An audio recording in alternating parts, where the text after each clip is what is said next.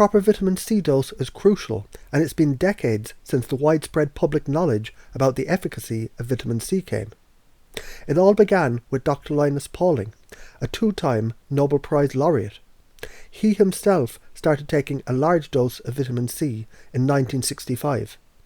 He died in 1994 at the age of 93, and he believes his death was delayed for 20 years because of his vitamin C intake, that went as high as 18 grams per day. In his work on vitamin C, Dr. Pauling makes it clear he believes people can add an extra 12 to 18 years to their life if they take 3 to 12 grams of vitamin C per day. Corroborating his assertions is a study on 11,000 Americans that postulates an intake of just 300 milligrams of vitamin C per day adds up to 6 years to a man's life and 2 years to a woman's life. Likewise, cardiovascular disease in this group declined significantly. Vitamin C is a water-soluble antioxidant. Humans are one of the few animals that can't produce this vitamin, and therefore they have to get it from external sources. Fortunately, it's found abundantly in fruits and vegetables. It's a supplement that's needed as insurance against the increased demands of aging. Research on vitamin C is so well known that many people probably know at least 2 or 3 effects of vitamin C. The effects of the optimal vitamin C dose are wide-ranging.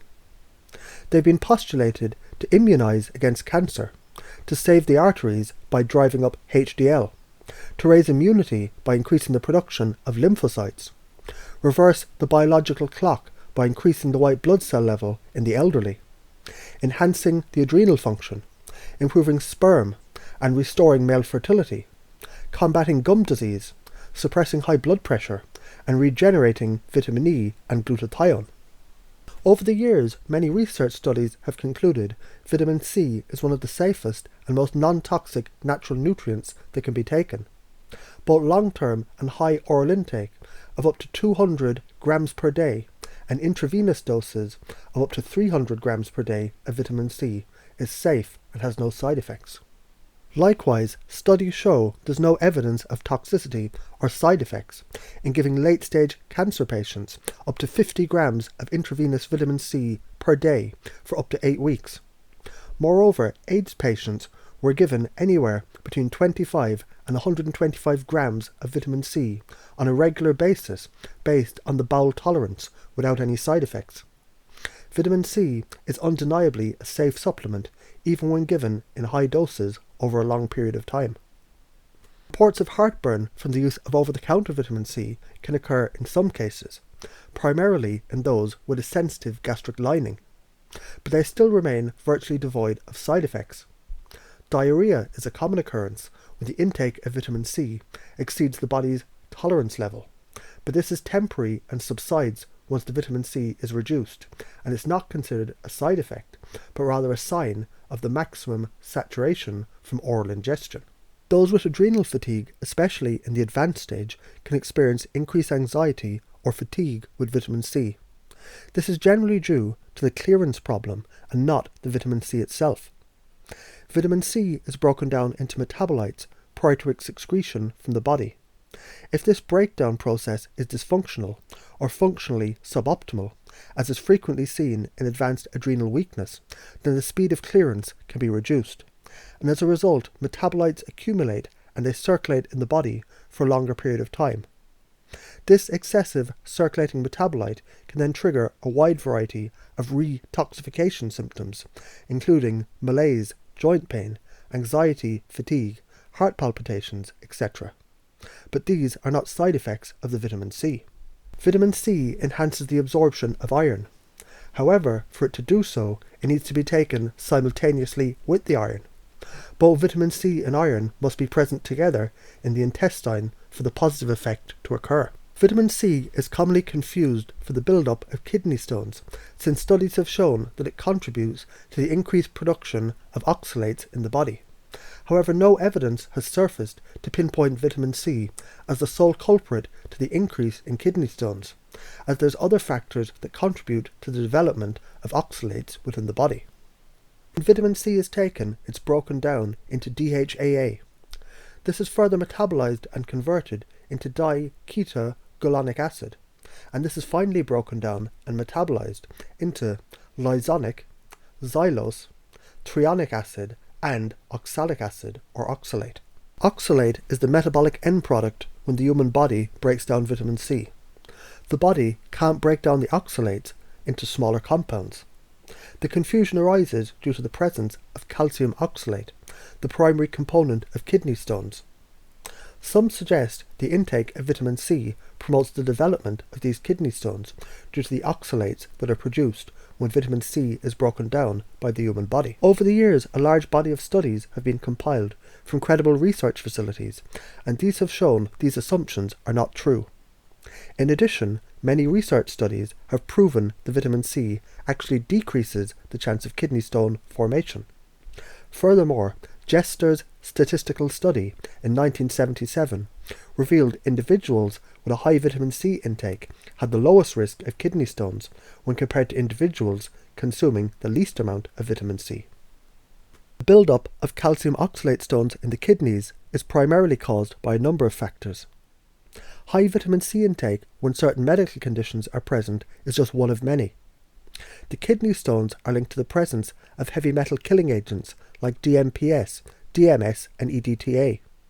Increased urinary calcium, reduced urinary magnesium, increased urinary cystine, increased urinary phosphorus, aging, dehydration, oversupplementation of calcium, pre-existing kidney insufficiency or failure, history of an intestinal bypass, urinary tract infections, hyperparathyroidism, cirrhosis, diabetes, congestive heart failure, antibiotic therapy, prolonged bed rest, hypertension, increased alcohol intake, and even a ketogenic diet. Taking vitamin C can increase the oxalate levels in the urine. This is the reason that many people think the prolonged administration of vitamin C will increase the calcium oxalate in the human body. However, there's certain research that's shown a levelling of the oxalate production, even though the vitamin C was continued. Furthermore, the human body excretes significant amounts of oral vitamin C without being metabolized. In addition, vitamin C doesn't have to be broken down to oxalates to be utilized by the human body.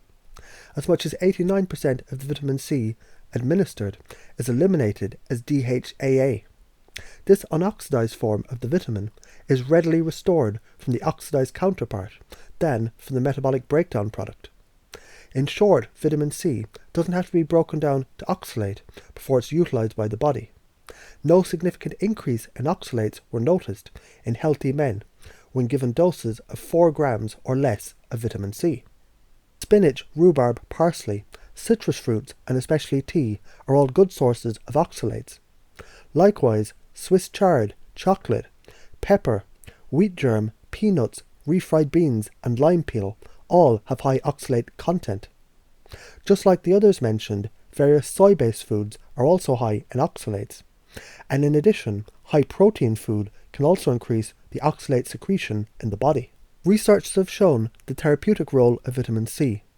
The studies have shown vitamin C is responsible for inhibiting the formation of calcium oxalate in individuals with a history of stone formation.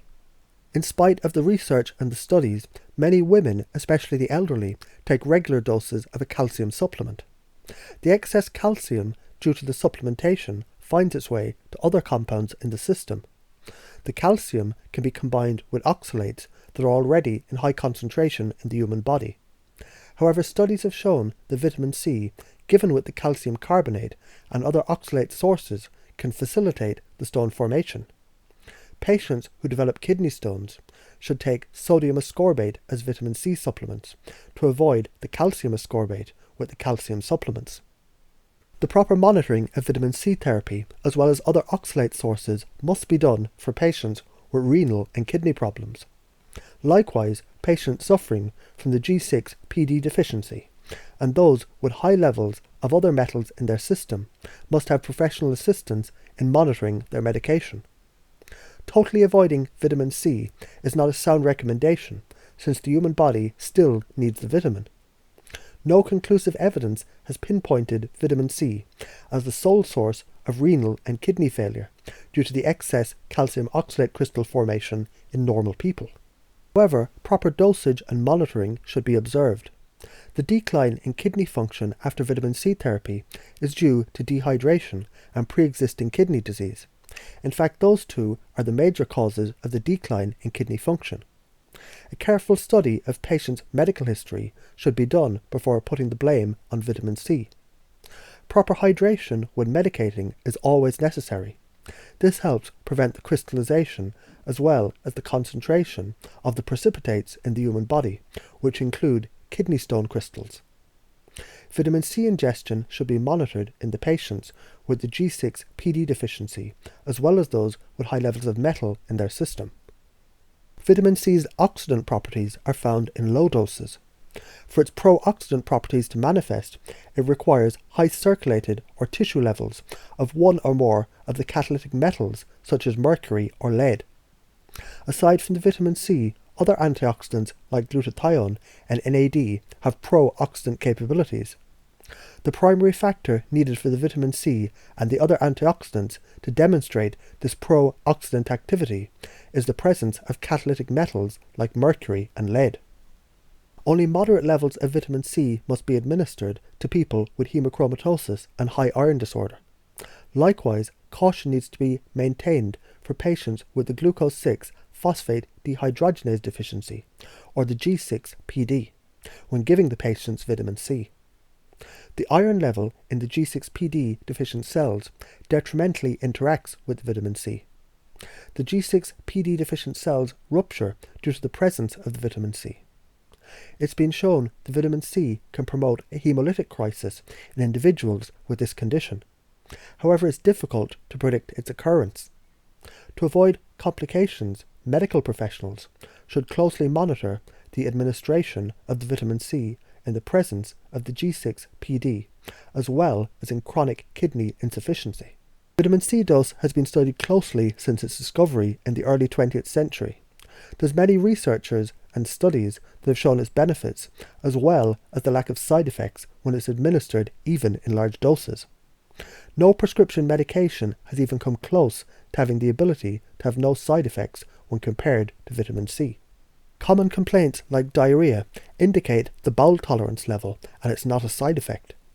Similarly, those with adrenal fatigue can find an increase in anxiety and fatigue, both of which can be indicative of low clearance velocity, but they're not side effects of the vitamin C. In both cases, reducing the vitamin C dose will promptly resolve any problem.